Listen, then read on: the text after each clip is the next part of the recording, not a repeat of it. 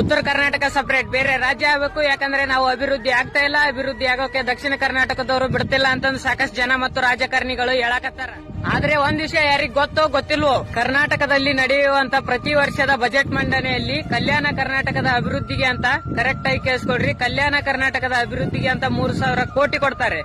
ಅಭಿವೃದ್ಧಿ ಅಂತೂ ಆಗಿಲ್ಲ. ಹಂಗಾದ್ರೆ ಎಲ್ಲಿ ಹೊಂಟೈತಿ ಆ 3,000 ಕೋಟಿ?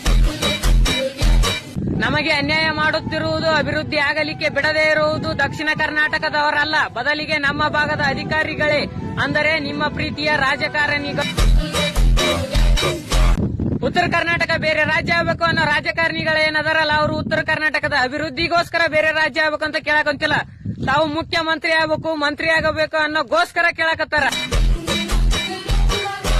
ನಮ್ಮ ಉತ್ತರ ಕರ್ನಾಟಕದ ಯುವಕರು ಏನಾದ್ರಲ್ಲ, ರಾಜಕಾರಣಿಗಳಿಗೆ ಬಕೆಟ್ ಹಿಡಿಯೋದನ್ನು ಬಿಟ್ಟು ಸ್ವಲ್ಪ ಪ್ರಶ್ನೆ ಮಾಡೋದನ್ನ ಕಲೀರಿ. ಈಗ ನೀವು ಬಕೆಟ್ ಹಿಡಿಯಕತ್ತೀರಿ, ನಾಳೆ ನಿಮ್ ಮಕ್ಕಳು ಬಕೆಟ್ ಹಿಡಿತಾರೆ. ವಿಡಿಯೋ ಇಷ್ಟ ಆದ್ರೆ ಲೈಕ್ ಮಾಡ್ರಿ, ತುಂಬಾ ಇಷ್ಟ ಆದ್ರೆ ಫಾಲೋ ಹೊಡೆಯೋದನ್ನ ಮಾತ್ರ ಮರಿಬೇಡಿ. ಹಾಗೆ ಇನ್ನೊಂದ್ ಮಾತು, ನಿಮ್ಮ ಅನಿಸಿಕೆನ ಕಮೆಂಟ್ ಬಾಕ್ಸ್ ನಲ್ಲಿ ಕಮೆಂಟ್ ಮಾಡಿ ಮತ್ತು ಈ ವಿಡಿಯೋನ ಆದಷ್ಟು ಶೇರ್ ಮಾಡಿ.